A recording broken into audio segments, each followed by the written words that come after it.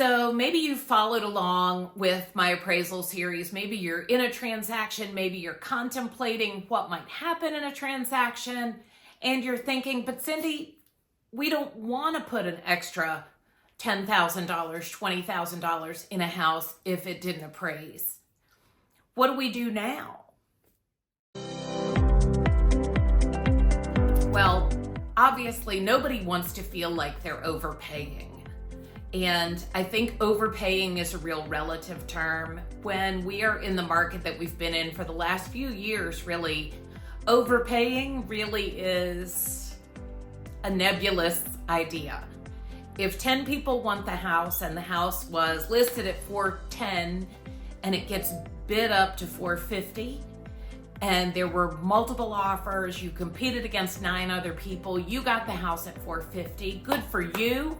You won, but now the appraisal comes in at $425 and you don't know what to do and you don't have an extra $25,000 to get you there. So there are a few options, and I've talked about some in other videos, but what if you want to dispute the appraisal? What if you feel like, hey, this is not right. I feel like this house is really worth $450 and I want to make sure that my deal doesn't fall apart because we love this house.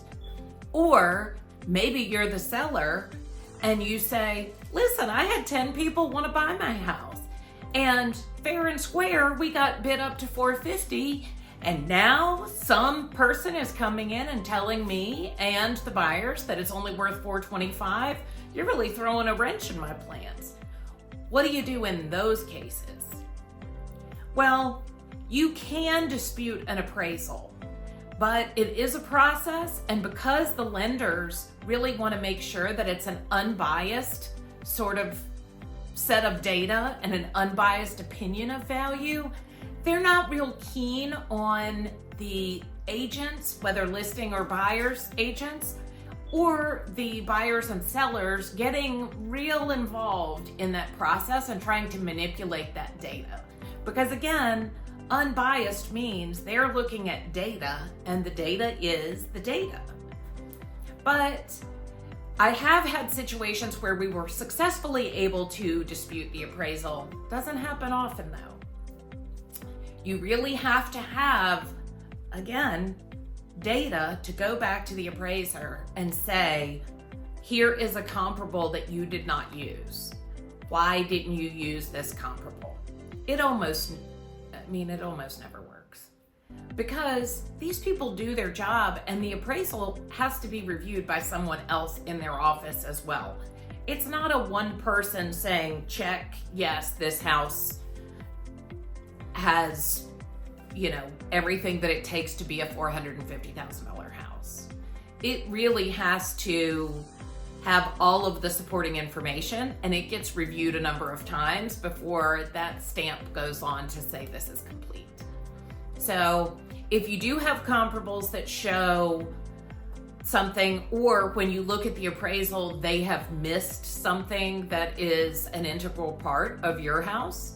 It's got a brand new roof, but they noted that the roof was old because maybe they made a mistake or, they're human. So maybe somebody didn't have all their coffee that day and thought the roof looked old. There is a process through which, and it's a little different with every lender, you can dispute the appraisal, but just remember that odds are it's not usually going to go in your favor. So you may need to look at some of the other options to work that appraisal out.